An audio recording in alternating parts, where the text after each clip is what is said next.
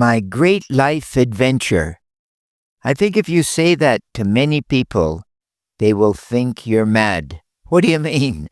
My great life adventure. All I have to do is to finish high school, go to university, get a job, meet Mr. and Mrs. Right. You know the line. Save some money, have some children, retire, and, of course, inevitably die. But this is not real in our age any longer, is it? Now, to be fair, we do live in a somewhat boring time for many people. The internet has made absolutely everything accessible, the good and the bad. You want to travel anywhere? Go to the internet and you can see it virtually. Not really, of course, but virtually. And herein lies the problem, I feel, because this is all in the exterior world. It's not me, because I live inside my private self. Now, some of us, of course, maybe about 40%, have no inner thoughts, so I can't speak to these people. I can only talk to the people that have an inner dialogue, a little man in the box, if you will, talking to him or her all the time. Now, this private side deeply desires an adventurous life. It does not want conformity. Now, we quickly get tricked, don't we, into the age of comparison. I'm smaller than someone else, I'm bigger than the other, he's richer than me, she's better looking than me, it just goes on, right? But in reality, comparisons are extremely false because the only person I really have to compare me to is me. Take in the data from the exterior world, the knowledge that people are readily will impart to me. Our professors, our teachers, our mentors, our parents. Many people will give us their thoughts on life and how to live.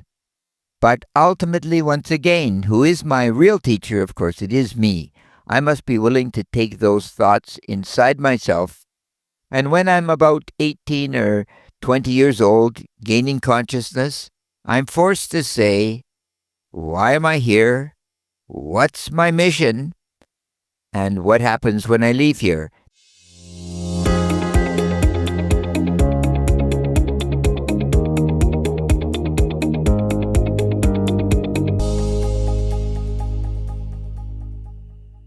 These are three fundamental questions, I feel, to living an integrated life. So I'm here to complete a task, and I have to find out what that task is. And with my notebook, of course, as I've said many times, I learned to write to myself, and I truly believe Dr. Frankl from Man's Search for Meaning, he believes that you truly will find that mission, what you're supposed to do to live that spectacular,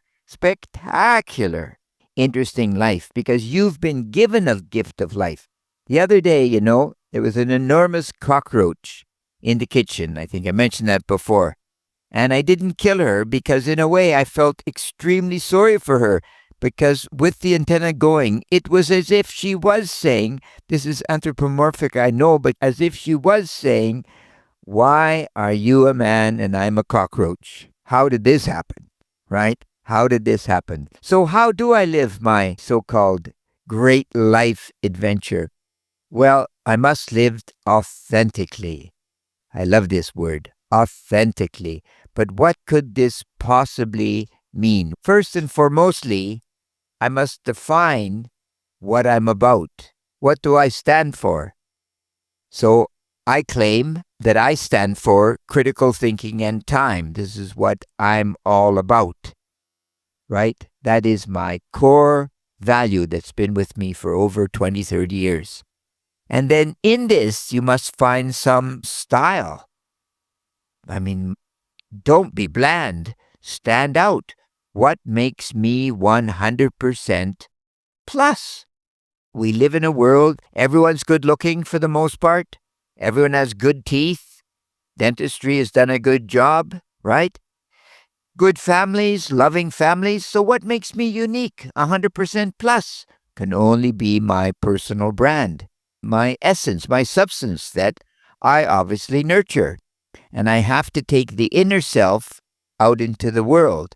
This is part of my authenticity. I need some discipline. I have to give myself a daily routine, whatever that is. And I think I've mentioned, I get up in the morning, I make a coffee, I make my bed, I say my prayers, I write in my notebook, I shave, have a shower every day.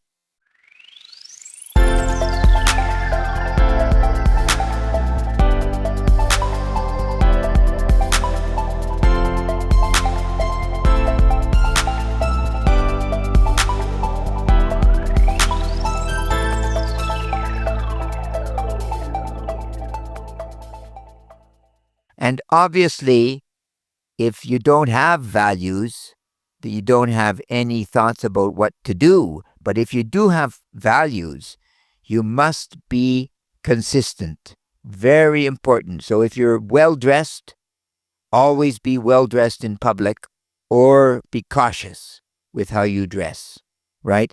I remember many years ago, my wife was working in an optical shop, and one day we were renovating a house that we owned, and we were really dusty. We thought, well, let's just quickly pop into McDonald's for a moment.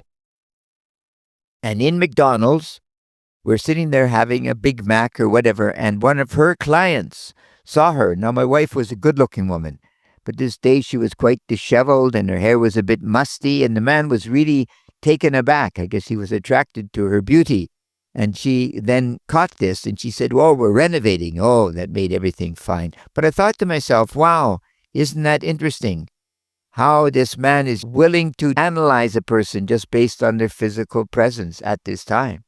And you do, to really cultivate that self, of course, you do need your moments of solitude, don't you? You got to learn to talk to yourself, as unpleasant as it is, And then most of us don't like our own native voice, but it is necessary, isn't it? Gotta be natural with the way you speak. So all of those, I think, ultimately lead us on a great life adventure. And many people say that I should also be modest with my talents, humble before God and modest before my fellow man. And there are people that have a bit of bravado when they speak. They tell you about the beauty of their girlfriend and the amount of money they have, the car they own. Means nothing in the real world, right? Means nothing at all.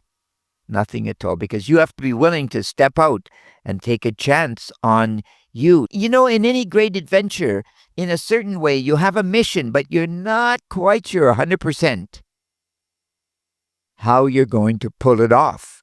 And I think that's part of your charm, in a sense, is that you are an active human being, aren't you? Right? You really are. I think a part of your mission is to also convey joy. Smile at people. Open a door occasionally, right?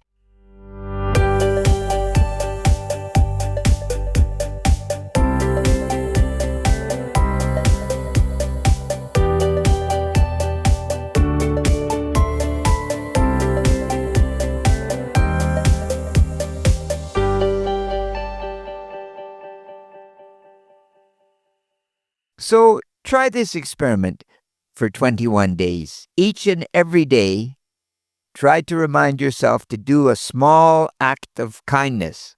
And that act of kindness is building your karma, if you will, and it is taking you further along your adventurous path to where you're going. And really develop in your mind, I think, the image of some type of heroic figure, because that's you.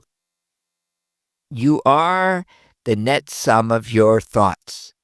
There is no question, right? One of the great, tragedies of life, in a sense, is like I was alluding to earlier, is that a lot of people don't know that this consciousness that they possess, at least a little bit of, is pretty special. And one day, it will end. And as you get older, you are more aware of the time that you occupy, for sure. And many people seemingly are not. But that said, you still have to encourage people to find this elusive sense of joy. Aristotle tells us that all of us have the potential to be happy, but happy is not finding that treasure lode. Happiness is opening and developing yourself on the way. So think to yourself, how am I going to live my great life adventure? It's important. Have some fun with this piece of life. And you know what they say? You know what they say. Critical thinking is necessary, especially when you're living your great life adventure, and critical thinking is great. Truly great. You take care. God bless. Bye-bye.